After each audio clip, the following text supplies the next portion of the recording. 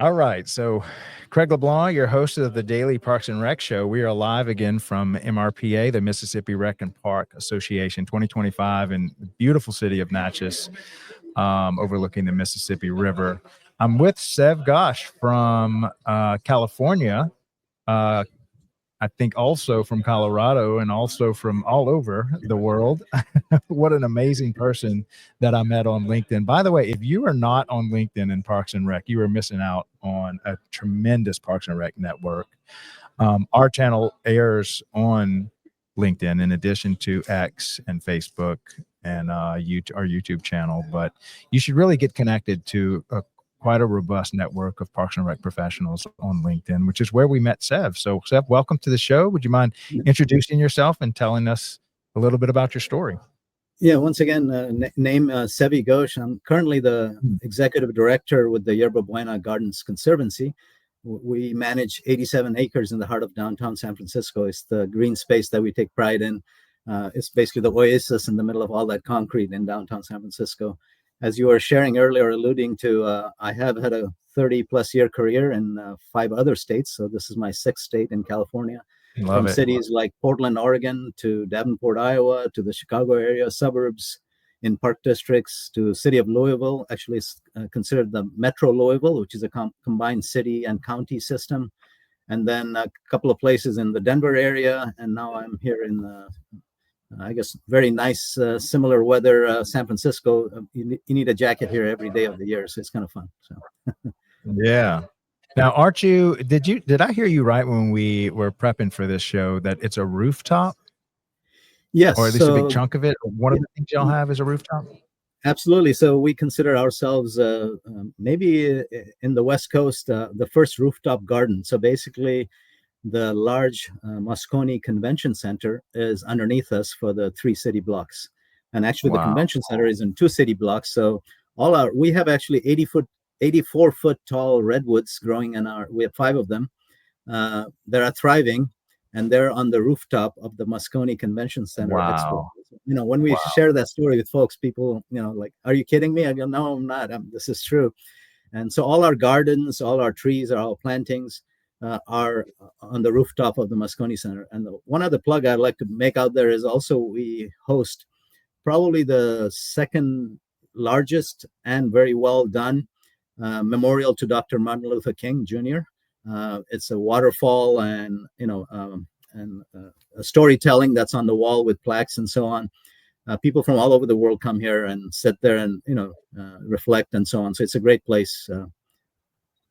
Yeah, that's there's so many places, especially in these downtown areas, that you can just put a park, a common space, especially in the midst of all this chaos of a downtown city. And that's exactly what you're running. You're providing. What would you say is the population you serve in that San Francisco downtown area? Well, just in our square block area, the 4 square block area around our gardens, about 15,000 residents, mainly older adults, because San Francisco is a very densely populated city. As you know, we're only about 49 square miles with about 800,000 people. So we have residents here. Our residents are older adults. So their kids or grandkids go to the 3 schools that are within a quarter mile here. But they also are struggling here in this downtown area because San Francisco has that dichotomy of the very rich and the very poor, or people that are just getting by. So our community here, about 30% of them live in poverty, in the state declared poverty level. And then about 80% of their kids or grandkids who are attending school are in the free and reduced lunch program. So that's why, I believe I was brought on here to kind of make that challenge that how do we build community over here at Yerba Buena Gardens? Because we do see them on a daily basis. So how do we open more doors to programs, using the amenities and facilities and so on, and create a little bit more of that equality, equity piece, into the equation here. So. Yeah. All right. So take us back all the way back to your journey of how you got in the Parks and Rec. I think you were in Parks and Rec when you were like 3 years old, correct? No, yeah, exactly. I wish I could say that. Although probably was, because I grew up in Zambia, Africa, and I was in a park. We visited lots of the game parks and so on. So that's the real park of the planet. Exactly. Yeah. No, and you see a line just outside your car window, and that's an interesting experience, So that's a park. Yep, exactly. But I came to school to go to school at Iowa State University as Hmm. a just not quite a 16-year-old, and I studied engineering and economics. But while paying my way through college at Iowa State in Ames, Iowa, um, I worked in Parks and Recreation. So I was the reliable person that could open the community center downtown at 4:30 in the morning, or take care of the ice arena closing, or And how old were coach you? and referee soccer games, things How like old that. were you then? I was 16 basically when I started. Yeah. Wow. So where did you get this reliable 4 a.m. wake up call at 16 years old? Is that just your upbringing? No, that's a good question, a good segue. So the last 4 years of my high school, our parents shipped us off because we moved around quite a bit around the world. Mhm. We lived in 41 different countries by the time I was 12, 13 years old. Wow. And So you're so living in a suitcase. yeah, my dad worked for a company that moved him around, so we kind of tagged Wow. along. It was kind of fun life. I mean, we actually enjoyed. Actually, it's been the best experience of my life, I think, reflecting back, into the Yeah. years. So to offer some stability in the last 4 years before going off to college, they shipped us, myself and my two younger brothers, to boarding school in the Himalayas in India. The British created these awesome schools over time because they wanted a place of respite for themselves when it got hot in the plains in India. So and plus it was a way to learn about India Mhm. because I left India when I was 2 years old, so didn't know much about India. So this was a good way to kind of connect with the culture and all that too. So yeah, I mean, I ended up in a boarding school and then did the SATs, and that's how I ended up in the U.S., so to speak. So. Wow. Wow. And so that boarding school, you can account for that disciplined get up early, get to work kind of. Yes. Yeah, because it's a very much, you get up at 5 in the morning, you have to make your bed. I still make my bed, that kind of thing. But so yes, the Yep. discipline Me is the too. piece that which helps in our profession and in life too, as a way to and also Mhm. creates that sense of empathy and helping your fellow human being kind of thing. So that's the other piece that's also, in our profession that we take for granted, but it's also a learned skill, I think. Yeah. Yeah. Okay. So now you're 16, you're cleaning this thing up. They're like, who is this guy? So what's our next step after that? Well, so I enjoyed because Did you coming get from you a get background of involved in? playing and coaching soccer, it was an easy segue into working in Parks and Rec because soccer was just starting in mid to late 80s in Iowa, so to speak, or it's just hitting the ground running. And I was able to start, teams from scratch and, show what I know about soccer, which was quite a bit advanced, because again, soccer was in its early stages in the U.S. at that time. And we're in a college town, so lots of international students. So we're able to recruit others that were understanding of soccer, could help me out. And actually, we had a great soccer club created as a result of the recreation work in Parks and Recreation also. And lots of parents got involved. But again, going back to the Parks and Rec thing, just I needed to pay the bills too. Even in those days, even the cost of college was quite a bit lower than it is now, but still saving up enough money to pay for the following semester and so on. So I did whatever was necessary, Right. meaning I didn't pick and choose. If somebody said, "Hey, Seve, can you work tomorrow?" I said, "Yeah, I'll do it," that kind of thing. So I did it. So I coached soccer, Right. played soccer, ran the golf course in the summer months, and then the ice arena in the winter months. So and then when I graduated, Fantastic. So that they was your needed an intro ice into. arena manager full time, and that's how I ended up in Yeah. the profession full time right off the bat too, right after graduation as a manager of the ice arena. So. Right. All right. So let's keep going down the journey up to where you are today. Take us through the whole experience. Yeah, and to kind of describe it is mainly because I liked what I was doing. As you know, in Parks and Recreation, no 2 days are alike Mhm. because in somewhere in my career, I was the IT manager, the HR manager, the building manager, the facility manager, the parks manager, and so on. I've done a little bit of everything because of the positions I've Mhm. been fortunate enough to hold during my career. So you learn a little bit, but I liked what I was doing. So after the first couple of years, I felt like this is the profession I'm going to stay on, and I gave up working in engineering, aerospace engineering, building planes and all that stuff. But to that, I was in a little bit of a deficit, not knowing exactly the nuances of Parks and Rec. I was learning very quickly, so I moved around the country quite a bit on purpose to learn the skills. And I feel maybe I'm one of very few, or very maybe a handful of folks that have actually worked in all five systems, meaning in municipalities, in counties, in special districts, not-for-profits, and also in the private sector. So I feel that's explain that, what that is. I'm not sure. I'm not sure everybody knows what a special district is, yeah. but for people in the audience, maybe just touch a little on each of those ways that you can work in Parks and Rec, from a county to a Absolutely. city. To Yeah, a I'll start off with the special districts since you brought that up. So many of the states, Kansas, Illinois for sure, and then California, quite a bit of it, operate special districts. So these, what it means in the simplest example is that you're not fighting for the dollars. So your a portion of your property taxes go straight to the Parks and Rec department, so to speak. But it's called, say, in Joliet, Illinois, it'll be the Joliet Park District that got a portion of your property taxes. So you are not sitting across the room during budget season, in city meetings, city council meetings with the city manager or the mayor, depending on what system you have, fighting for those very tough dollars, so to speak. Whereas you're guaranteed. So financial planning, capital planning, program planning, all of that is much easier in a park district. So actually, I'm a big fan of park districts if it's run very well. But obviously, there are other challenges with park districts too, because especially in a city that has done its growing, then you're not getting any more dollars. So that's a big challenge, unless just the incremental small change in the property taxes, meaning you're not building any more new homes. So the big inflow of dollars is not there. But having worked in the southwest side of Chicago in places like Naperville, Plainfield, which were growing in the 90s, early 2000s, the flow of dollars was there. So the park district was the place to go. I remember specifically in Darien, Illinois, where the mayor of the town would come and beg the park district to help him get things accomplished in the town, because the park district commissioner or the commission was much more powerful than the city council. This is not an exaggeration. This is actually probably true in many of the smaller communities, especially. Wow. Darien was a small community, about 13,000. And then municipalities, I've worked in small towns like Steamboat Springs, Colorado, small, less than 10,000, to a city of 1.2 million. Town, right? Yes, the ski town. Yes, it's the old ski town.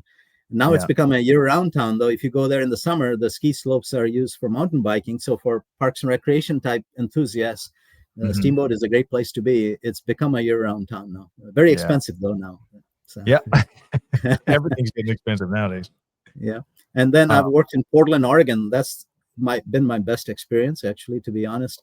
I was like a big sponge out there, and I took everything in, because the focus in Portland went to Parks and Rec. Actually, that's the only city I've worked in where Parks and Recreation is number one, meaning people actually do buy into it. The leadership in the city buys into it.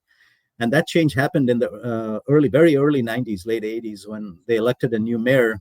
I think he visited, I believe, I don't want to quote it exactly, but I believe somewhere in Europe. So maybe I think I heard Zurich, Switzerland, and he wanted to mimic a lot of the things he saw in Zurich, Switzerland. So from the public transportation to convention centers and the valuing of green spaces and parks.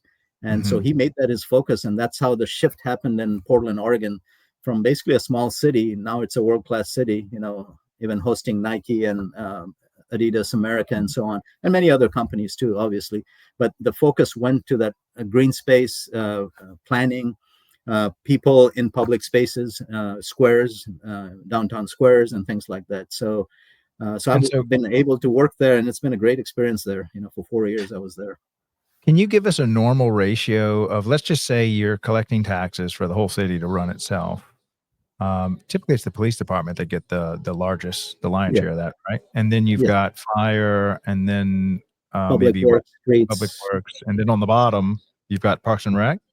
Yeah, the highest I've typically seen on the average is probably Parks and Rec number 4 or 5, and otherwise I've seen it as low as 8 or 9 or 10. In many cities. And is it what, 5-10% of the tax? You're hitting it right on. It's about 7% at the most. 7%. Typically. All right. So then where was Portland on this? So Portland was number 1. So as I shared, alluded to very briefly, is that Portland, seriously, I mean, not just in the mindset, but even in the allocation of budgets, was number 1. I don't know if I can speak to that in the post-COVID or post-pandemic era, but right. In the early 2000s, it was definitely number 1 when I was there from 2004 through 8. Yeah. And so are they getting what, 20-30% of the budget? Well, not necessarily the budget. So what they did was, but they allowed for other resources. So Mm, even with the police department, so if there was a crime challenge, the police would be assigned to that particular park, which then we didn't have to spend money on extra security and things like that. So I see. it became a very much a joint effort, which I enjoyed. And that's what created my mindset. Like, we cannot live and work in parks and recreation on our own. We have to connect the dots and create that environment for success by working with others. We cannot do it by ourselves, and so And, that's how Portland succeeded, in that mm. sense. And so would you say a lot of your current frameworks around where we want to take Parks and Rec nationwide comes from your experience in Portland? That was basically that set the groundwork for my mindset and my doing the things that I've been tried to do in other places. Yes. Mm. And so you've been kind of, and what was your time frame for that one? What years were you there? In Portland, I was there from 2004 through 8, so about 4 years. About 4 years. Okay. And then you're a regular speaker at NRPA and at other conferences and such? Since about 2006, I've done a lot of sessions through NRPA, presented, in fact, I was assigned 4 sessions. I was accepted for 4 sessions in Phoenix in 22. That was my last time I was there. And so I do enjoy, sharing, my story, and because it is unique too. And on the equity side, if I can also share, to even become a director, it took a long time to be a director and be recognized, because it seems like, in the marginalized populations, which I represent also as a minority, it took about, a lot more, say, of effort, and also for, doing actually what I was preaching, but I didn't have that opportunity in certain positions because of not direct access to funding and so on. And Right. so overall, it took a lot more time to kind of get to a place where I could speak freely and share the ideas freely too. So Right. And so what are some of the topics that you really like to speak on, present on? I think my biggest one is community building. Again, connecting the dots. I always feel like uh, we as professionals, we like to build new things. That's great, Mhm. but I'm always a believer that we can repurpose some of the existing ones to greater use. Mhm. And so I'm always reminded also of what Seattle is doing currently, which is a great example. And you talked earlier about a park district. So Seattle is a municipal structure, but Mhm. the community actually voted to become a special district just for the Parks and Rec department in 2014. What Mm. that did was additional dollars came into the system. So they went from a very minimal budget, and they raised their budget by another 50 to 60 million dollars, depending on the year and the growth.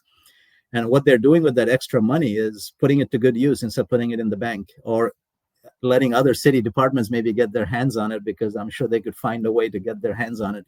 Is they're refurbishing about 2 to 3 rec centers every year. And they've been doing that every couple of years, because they have about 25 or 26 rec centers that, Seattle is very high humidity and so on. So the buildings have taken its toll over the course of the 30, 40, 50 years. And this is a good way to repurpose the buildings, instead of trying to build new ones. And Yeah. so where I'm going with this is that be good proponents of the dollars, the meager dollars that you have in Parks and Rec, and you can Mm. still accomplish and achieve a lot of the community building that we all strive for, on a daily Right. basis. You don't have to build a $50 million brand new rec center with aquatic center and all that, because you don't need to. People do love them, but what I'm saying is there are other ways the dollars could be better used, Yeah. especially in many smaller communities where they're challenged, as far as Yeah. maybe population growth or population recess, where many people have left those towns because of lost opportunities due to high tech or other things that might have, or other industries that might have left the town too. So Mm. Okay, so we're going to take a little break to, we have a bunch of digital artists that work with the Daily Parks and Rec Show full time. that's And we awesome. asked Yeah. them last week to create some little promo videos for the industry, tell a little bit about the show, a little bit about would you consider working for Parks and Recreation if you're a high school kid thinking about what major you want to go into. And so these videos are fresh off the press. It's many are like a week old, and we call this our first iteration, kind of like our iPhone 1. We put them out, get market feedback, call that a tight feedback loop, and then we redesign and with improvements. So go into the comment sections if you see these videos on whatever platform or on YouTube, and tell us what you like, what you dislike. Just red ink it like your third grade English teacher, and we'll fix it and make it as better. But this one was made by Trixie, very talented digital artist. After only 2 days of working on this, with very minimal input from me and the Parks and Rec community. But here you go. Was a little 1 minute. Let me see if I can get my mouse to participate here. Okay, here we go. And then we'll come back on with Seve. Welcome to the Daily Parks and Rec Show. Today, we'll discuss how parks and recreation improve the well-being of our communities. These spaces promote healthy living, foster connections, and support local economies. Parks encourage active lifestyles by offering areas for walking, running, and cycling, while also improving mental health by reducing stress and boosting mood. They also strengthen communities by providing gathering spaces for local events, social interactions, and recreational programs. Economically, parks contribute over $140 billion annually. They support businesses, create jobs, and even raise property values, benefiting both the community and local economy. Parks are accessible to everyone, with inclusive programs for all ages and abilities, ensuring everyone can enjoy these spaces.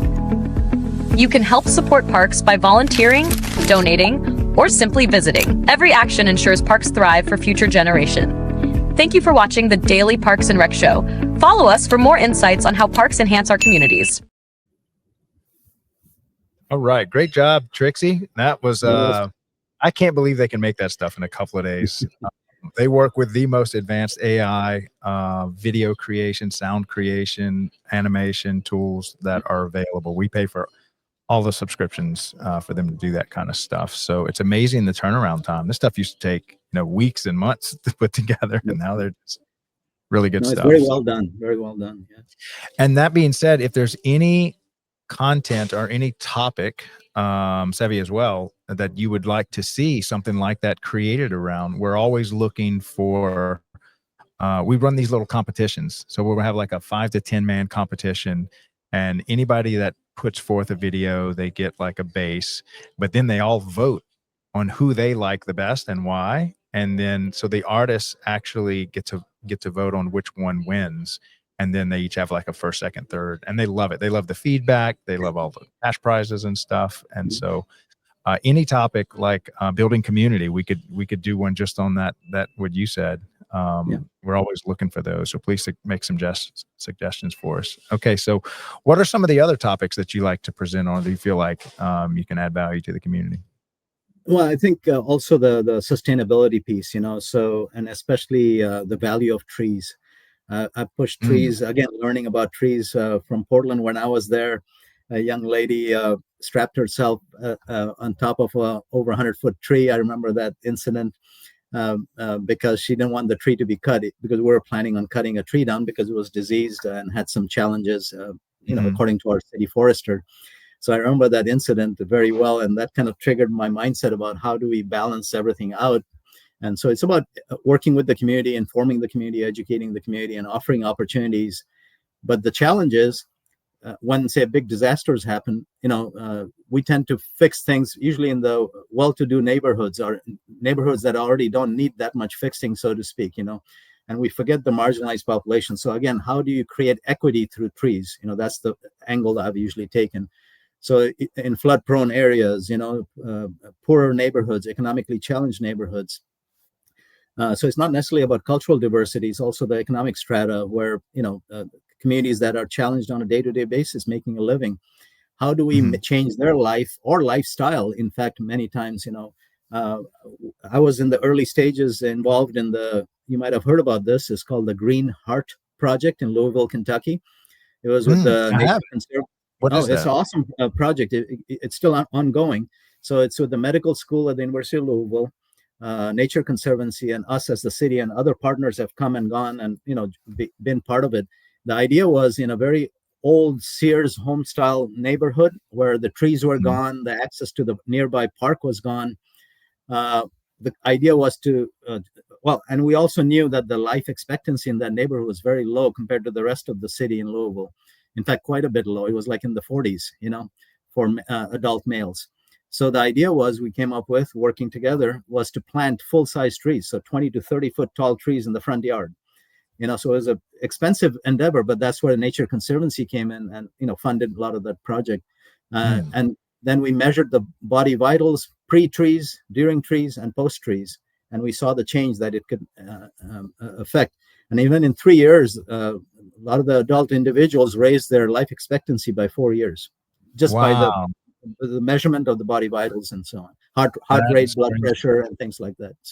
And so attributed to the trees in the community, as opposed to just leveling it, no trees, none at all. Correct. Y'all went in there, installed trees, and just being surrounded by that. What any idea what the science behind that is? I think it's the mindset. So it's a mindset change, plus also people's. I'm not the doctor, so I'm not going to profess to it, but I think it's the whole mindset relaxation piece. It's again being in the forest, being in the green spaces. I think it's of huge value.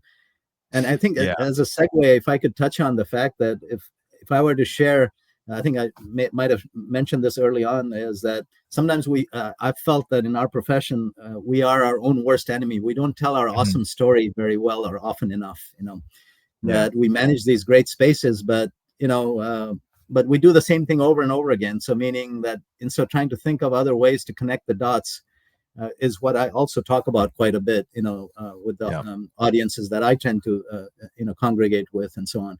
And so I think it's, how do we share that awesome story of Parks and Rec? I'm glad you're doing this show, and that's why I'm happy to be on and sharing another viewpoint, and not just talk about some new program or new facility, because those happen on a daily basis. As I was saying earlier, people get excited about it.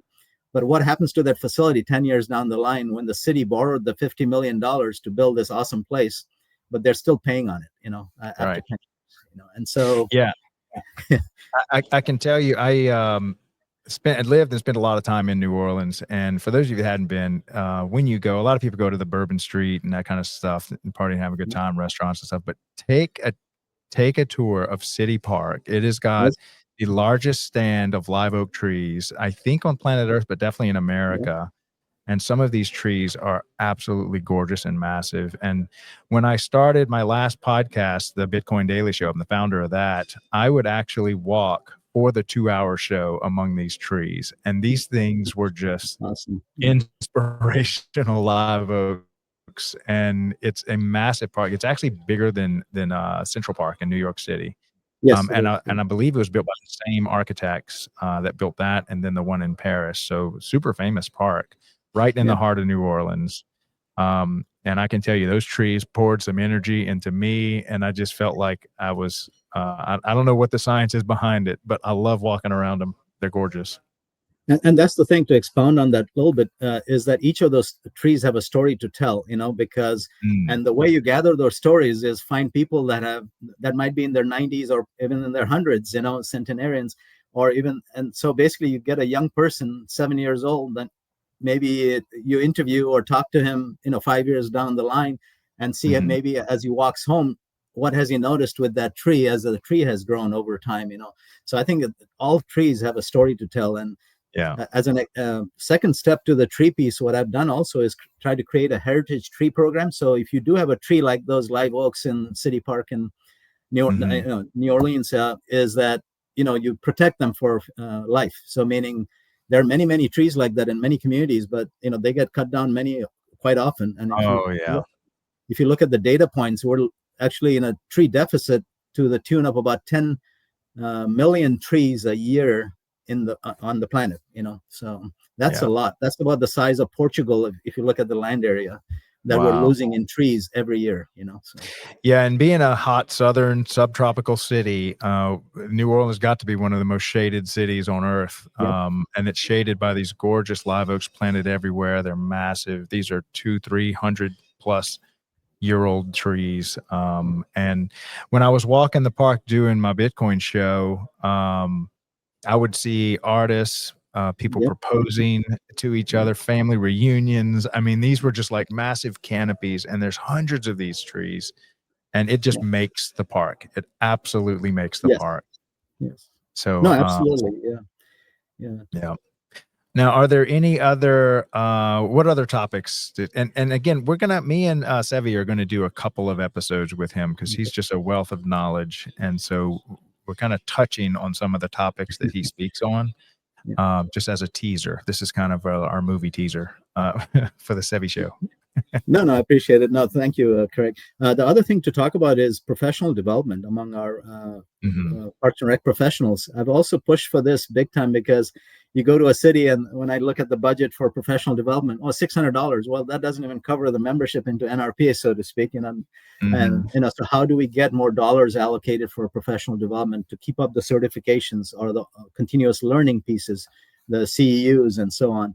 So I've always pushed for that. And if you look at the national trends, even though I did not study Parks and Rec in college, but some of my friends did, at that time, I'll use Iowa as an example. All three state schools in Iowa, University of Iowa, Iowa State, and Northern Iowa, had the Parks and Recreation and Tourism program.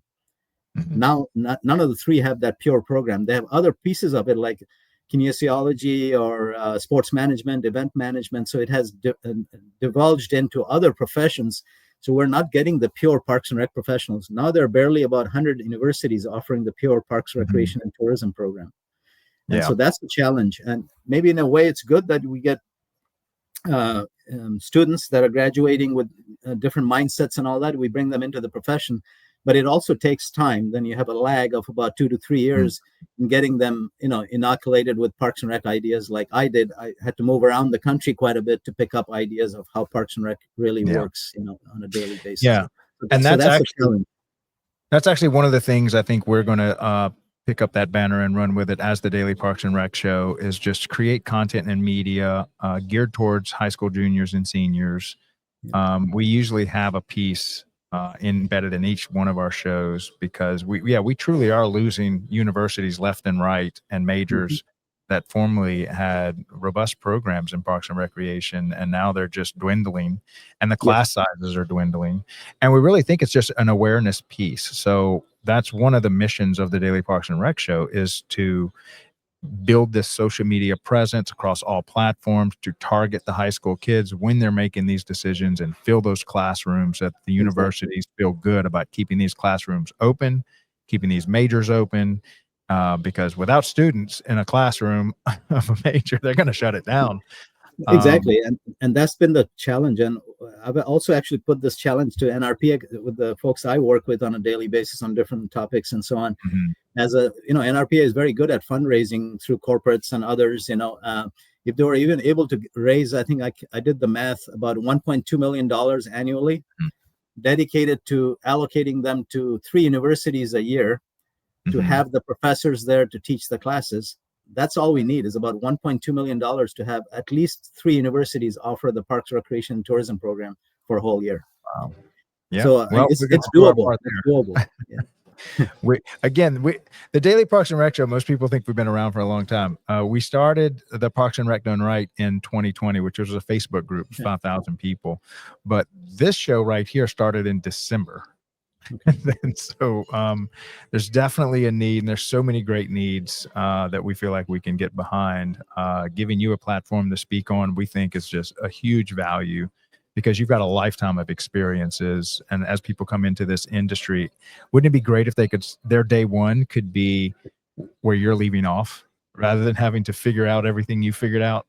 Yeah, no, exactly. And that's what I'm trying to do is, and if I can also share one other piece on the students. So what I've done in the last few places I've worked since about 2012 is offered an internship to a student from a historically Black, historically Latino, or a historically Native college or university.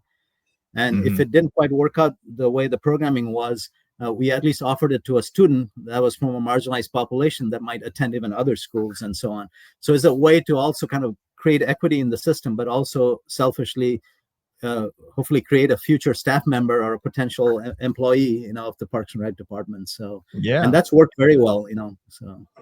Fantastic. That is a great program.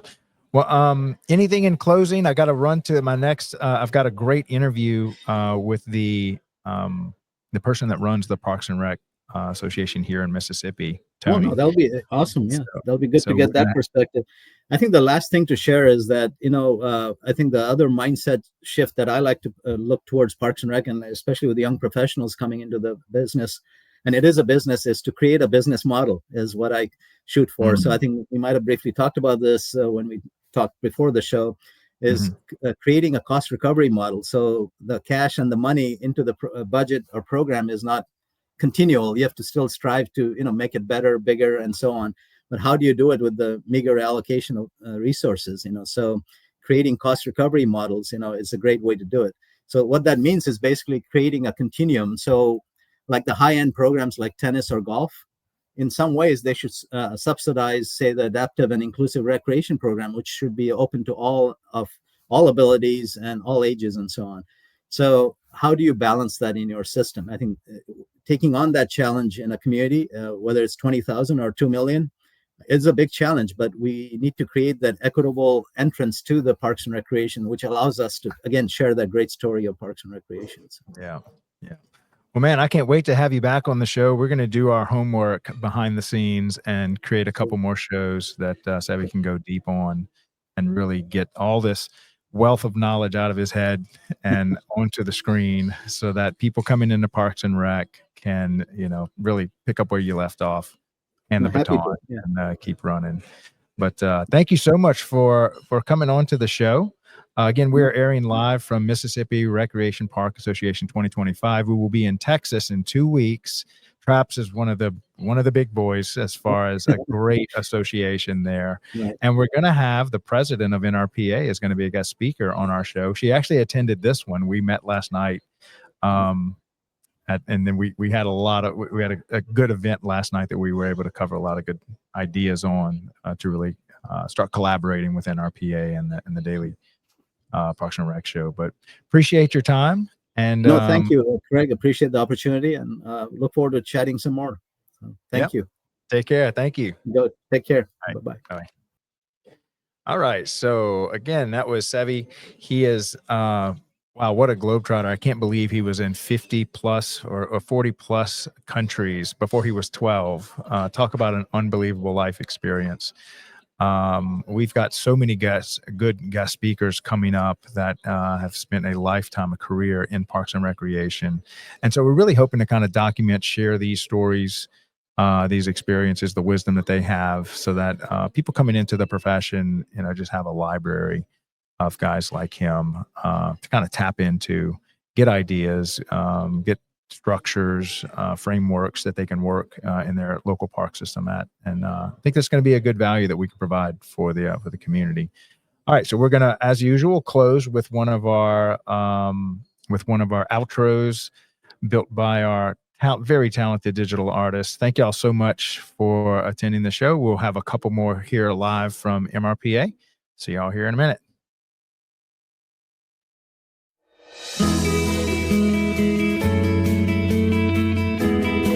Welcome to the Daily Parks and Rec Show. As Craig LeBlanc from the Daily Parks and Recreation Show says, parks and recreation aren't just spaces, they're the soul of our communities. Across America, parks provide more than just a scenic escape.